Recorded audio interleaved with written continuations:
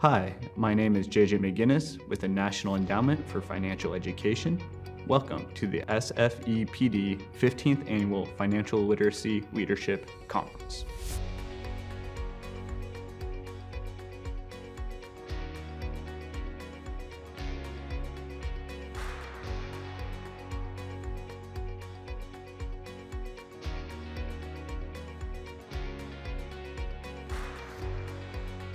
Yeah, I'm Ted Daniels, the founder and president of the Society for Financial Education and Professional Development.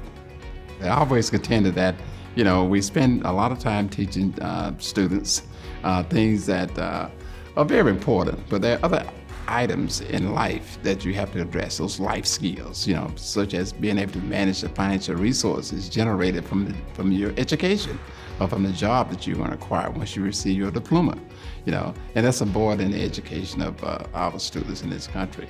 And I think if we were to make that change, individuals would be able to make better choices about the use of their money, create wealth for themselves, reduce financial stress, and above all, make the American economy much more efficient. I was down at Southern University in Baton Rouge, Louisiana, and I was talking to a student, and he told me, he said, "Mr. Daniels, what you taught me enabled my mother to get a house. We have a better house now because you taught my mother to know how to manage credit, so she never could get approved for a mortgage.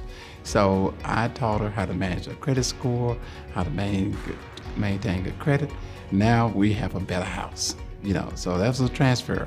And like this morning, one of the student ambassadors was talking to me. He said, being a part of a student ambassador is really good because now I can go back home and help my parents out and my friends, because the things I've learned from this program, they don't know. They really don't know. It's all about luck or chance, and hopefully they can find somebody that's nice enough to treat them fairly in the marketplace, but now I can tell them how these things work, And I think as a family, we'll be better off when I transfer this knowledge to my family.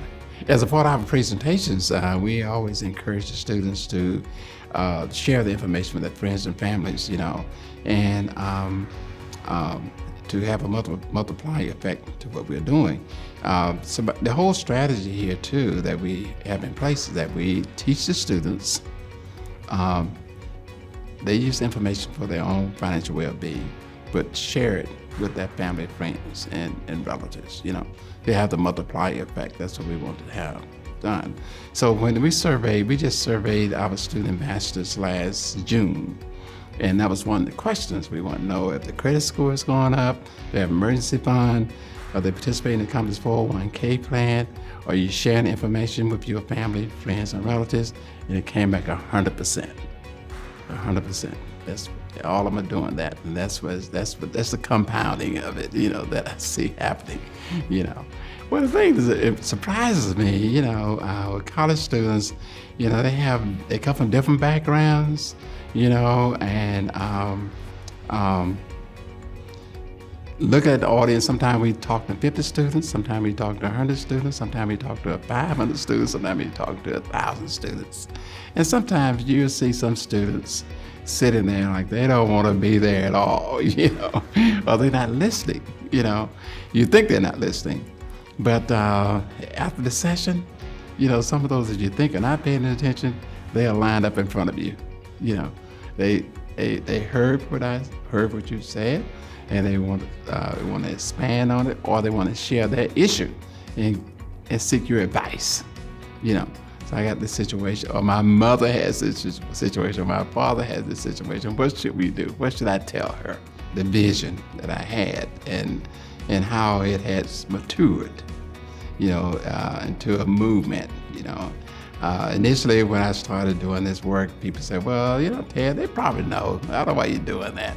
I said, "I don't think they do know, But it has matured to something that's really a part of America now. You have state legislators passing laws to require financial literacy training in schools. Yeah, and you have universities infusing it, allowing us to infuse it into their curriculum. A lot of schools have it. If it's not in the coursework is in the syllabus of a number of professors. To learn more, visit NEFE.org.